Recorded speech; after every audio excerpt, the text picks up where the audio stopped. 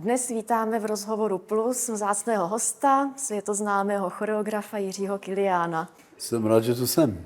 Vy vlastně říkáte, že čistě choreografii už se po té množství tvorby nebudete zabývat a že vás to právě táhne směrem k filmu a k objevování nových médií. Je to tak?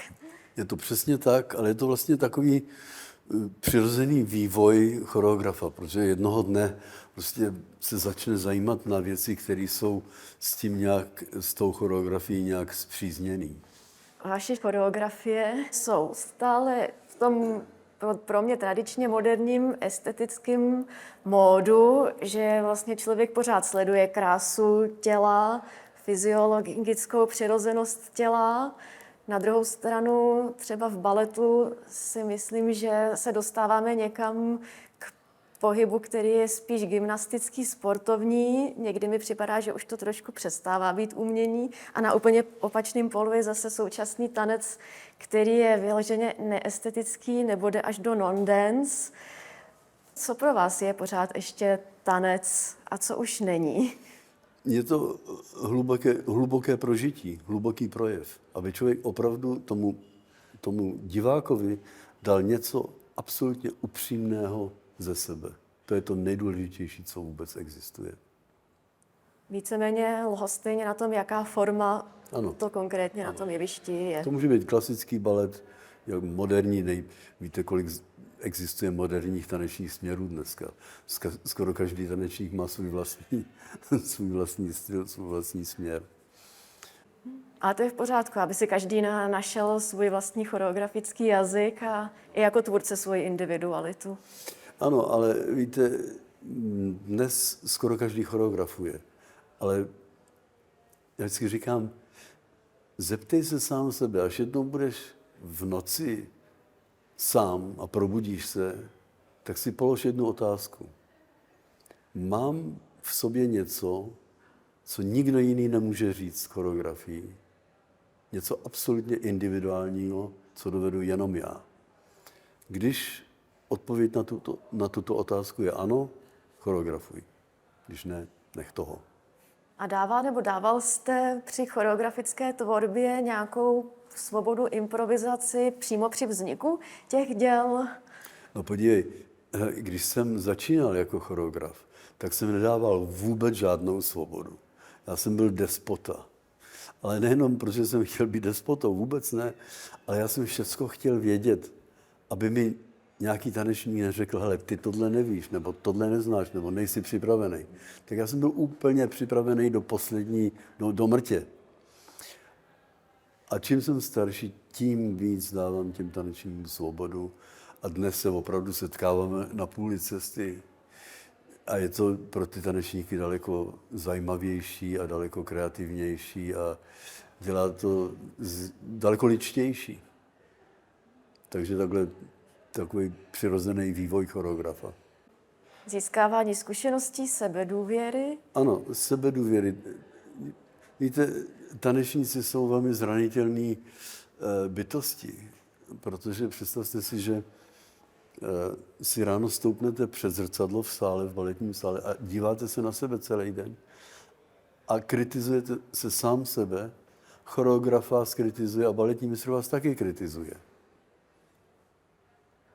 Člověk musí povzbudit. A právě i ty nedostatky, které člověk má každý, vy, já, všichni, aby je přijal, aby je objal, ty nedostatky.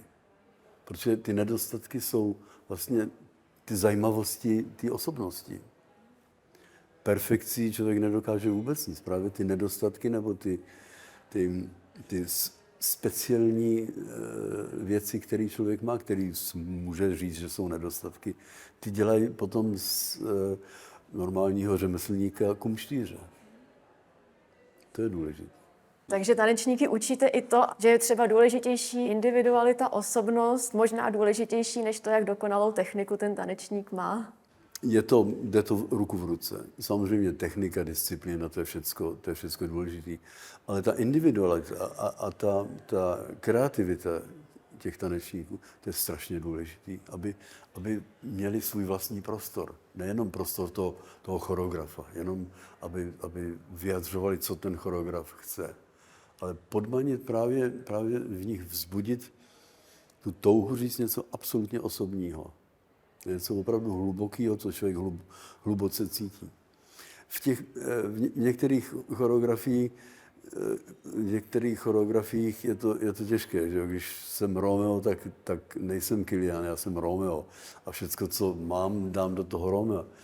A moje kreace jsou spíš abstraktnější a je to jednodušší pro ty tanečníky do toho skutečně část sama sebe dát. Takže jim říkáte, že nemají tančit Kyliána, ale sami sebe. Sami sebe, ano. Ano, přesně tak.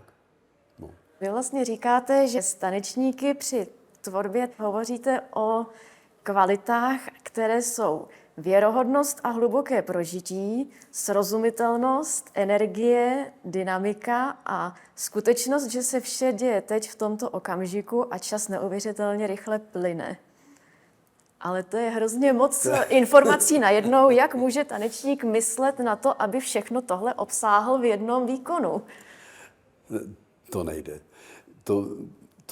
To člověk do sebe musí vstřebat, aby to pochopil, co to znamená, a v tom okamžiku, kdy je na jevišti, na to nemyslí. Prostě to je součást jeho bytí, že jinak ani nemůže. Ta intenzita, ta energie a ta schopnost opravdu hlubokého sdělení tomu publiku něčeho opravdu, co ten člověk cítí, to musí být vstřebáno. To se nedá v tom okamžiku nějak vyvolat. Je to ta balanc, ta rovnováha mezi kázní a absolutní svobodou. Jenomže baletní tanečníci nebo tanečníci vycházející z konzervatoří jsou většinou vychováni k tomu, aby měli v sobě především tu kázeň. Jak jsou potom schopni se otevřít improvizaci a začít najednou něco vytvářet sami ze sebe? Dokážou to? Jistě. Tanečníci jsou nesmírně kreativní. Právě ten problém je v tom, že tanečník ve starém slova smyslu měl jenom tuhle kázeň. A jak se zacházelo s tanečníky dřív, to bylo jako s otroky. Choreograf řekl, takhle to bude a neodmlouvej, nebo baletní mistr řekl, hele, natáhni tu nohu, dej tu ruku pořádně stranou. He? To je z minulého století. Dnes samozřejmě máme internet, máme YouTube a ty tanečníci toho vědějí strašnou spoustu. A ovlivňují se navzájem a vidí tu svobodu těch úžasných improvizátorů, kteří jsou po celém světě. Děkujeme moc, že jste si na nás udělal čas. Díky. Ahoj.